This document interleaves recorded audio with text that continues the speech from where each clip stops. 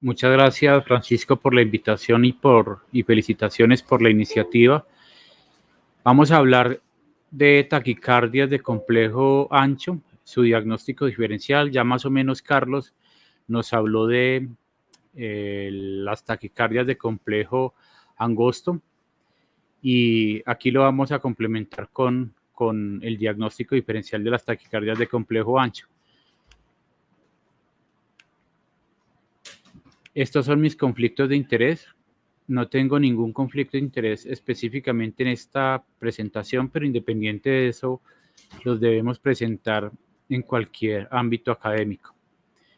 Como reglas generales, antes de empezar a hablar específicamente de las cosas más importantes del diagnóstico diferencial de las arritmias ventriculares o de complejo ancho, es que siempre que nos encontremos en cualquier escenario clínico con una taquiarritmia, o sea, una arritmia con una frecuencia por encima de 100, con inestabilidad hemodinámica, si no sabemos qué hacer, debemos tratarlo como una taquicardia ventricular y debemos sedar al paciente si es posible y cardiovertirlo eléctricamente.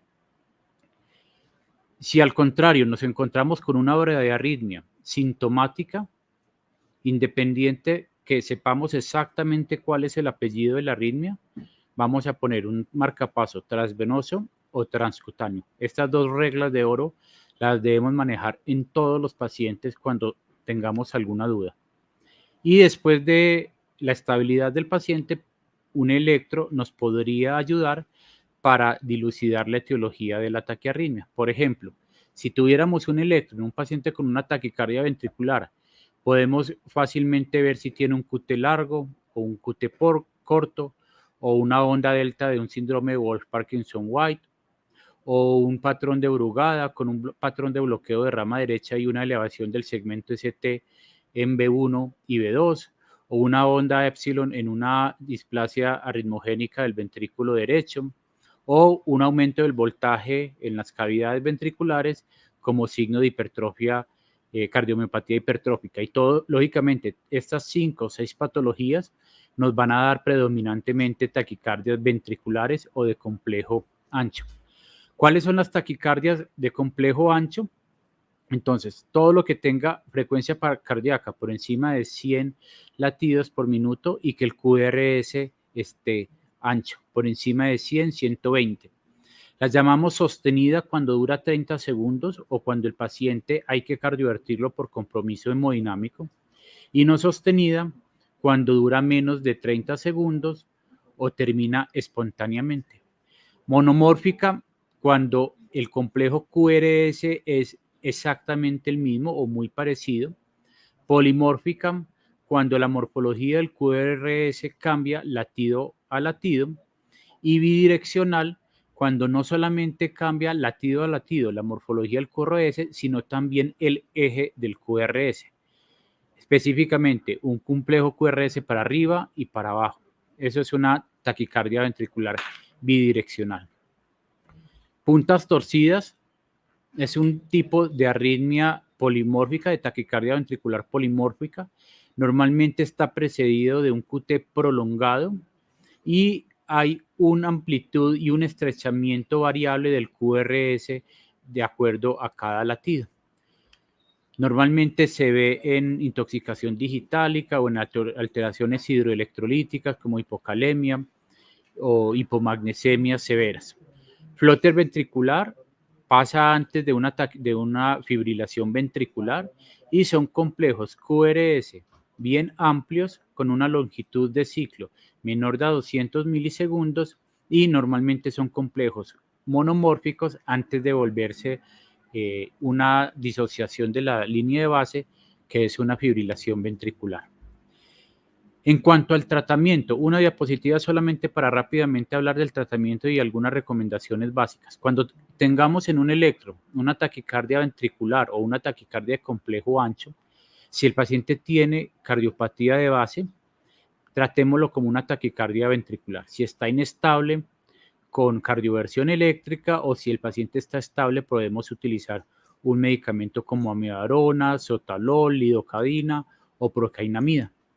Si por el contrario el paciente no tiene patología de base y tiene un ritmo regular, miramos si está inestable. Si está inestable, como siempre hemos dicho, cardioversión eléctrica, y si es regular y estable, podríamos intentar utilizar adenosina. Si la adenosina la termina, es una arritmia supraventricular con aberrancia, pero si no la termina, muy posiblemente es una taquicardia ventricular y la tratamos con medicamentos para tratar una taquicardia ventricular, como amiodarona o lidocaína, o la cardiovertimos eléctricamente si el paciente está estable. De la misma forma, si es un paciente sin cardiopatía de base y es un ritmo irregular y la condición es estable, normalmente podemos pensar que es una fibrilación auricular con aberrancia o una fibrilación auricular en el contexto de un Wolff-Parkinson-White. Y si la condición es inestable, también podría ser una FA en el contexto de un Wolff-Parkinson-White o una taquicardia ventricular polimórfica y necesitaría cardioversión eléctrica, cualquier condición inestable, como ya hemos repetido varias veces. ¿Qué es lo importante? Este video lastimosamente no me corre, no sé si de pronto me ayudas ahí. No explica nada, pero es para ponerlos en contexto, porque esto es lo que debemos evitar y esto es lo que debemos tratar adecuadamente. Recuerden, y como mensaje de esta presentación, cualquier arritmia que inestabilice al paciente se debe tratar como una taquicardia ventricular y cardiovertir al paciente. Otras generalidades, ya para empezar con los algoritmos, recordemos que siempre el QRS debe ser por encima de 120 milisegundos, la frecuencia cardíaca por encima de 100 o 120, y lo que vamos a diferenciar son varias cosas.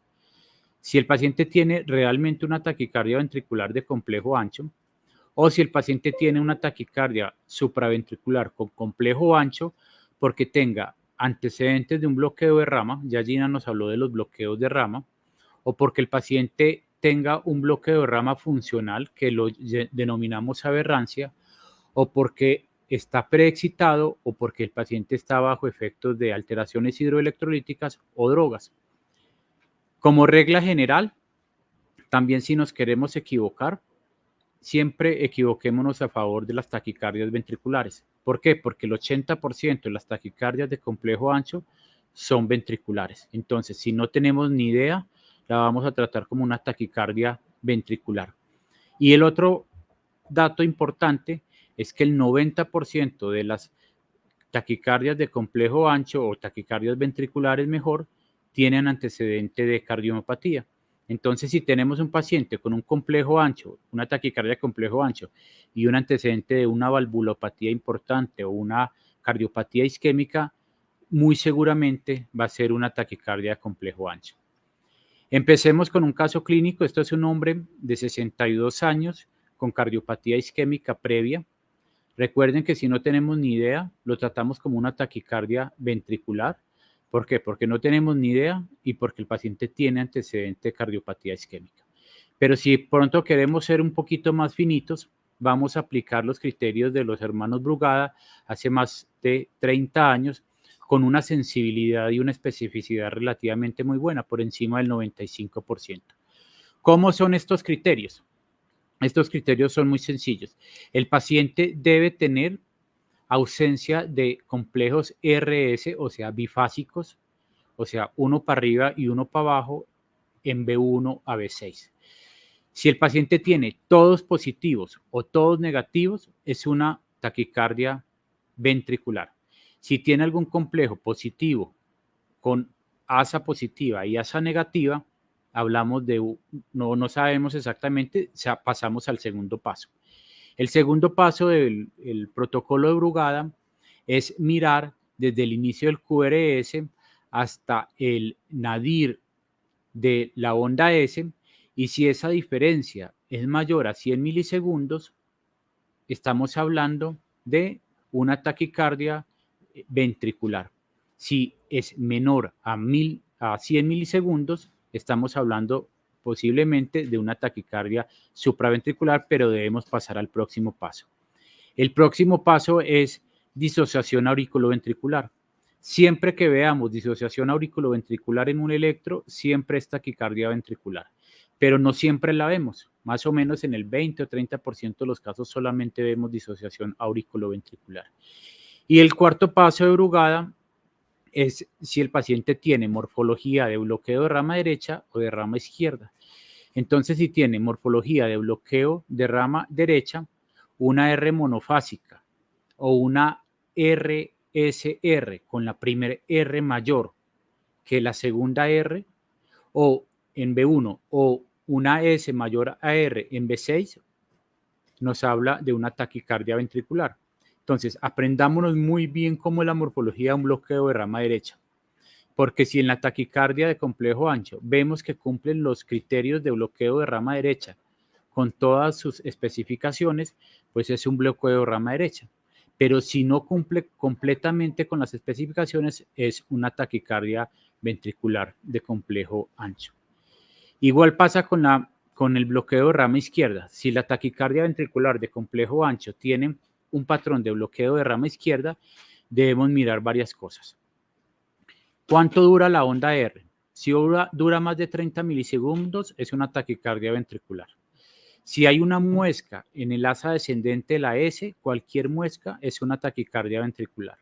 Y si en B6 hay una imagen de QR o QS, es una taquicardia ventricular. Lógicamente esto es difícil aprenderlo de memoria, por eso es importante tener siempre a la mano estas gráficas para cuando tengamos la duda, pues consultemos. Específicamente en nuestro caso, miren que hay RS en B1 y B6, entonces pasamos al segundo caso. La duración de el inicio del QRS al nadir de la S es mayor a 100 milisegundos, entonces no es una taquicardia ventricular, no vemos disociación auriculoventricular en este electrocardiograma y llegamos al último caso. Al último paso, miren que la R inicial del patrón de bloqueo de rama derecha en B1, esa primera R es mayor que la segunda R y eso es un criterio de taquicardia ventricular. Y además de eso, en B5 y B6, la S es mayor que R en un paciente con un patrón de bloqueo de rama derecha, que esto no es lo que pasa en condiciones normales. Este es otro caso clínico, se los traje porque es medio confuso, porque es un paciente con falla cardíaca en el que si le aplicamos Brugada, da para una taquicardia ventricular, pero si le aplicamos otros criterios más específicos o relativamente nuevos, nos da para taquicardia supraventricular. Y este criterio, estos algoritmos específicamente, solamente vamos a mirar la onda R, perdón, solamente vamos a mirar la derivación ABR. ¿Qué vamos a ver en la ABR? Si la presencia en ABR hay una R inicial, es una TB. Eso quiere decir que el corazón se está despolarizando de abajo hacia arriba. Entonces, una R positiva, siempre es positiva en ABR, es una TB. Si no, miramos si esa R o esa Q inicial es mayor a 40 milisegundos, si sí, es una TB. Si no, pasamos al siguiente criterio. El siguiente criterio es que si hay una muesca en la rama descendente de un complejo QRS predominantemente negativo, si tiene la muesca, hablamos de TB.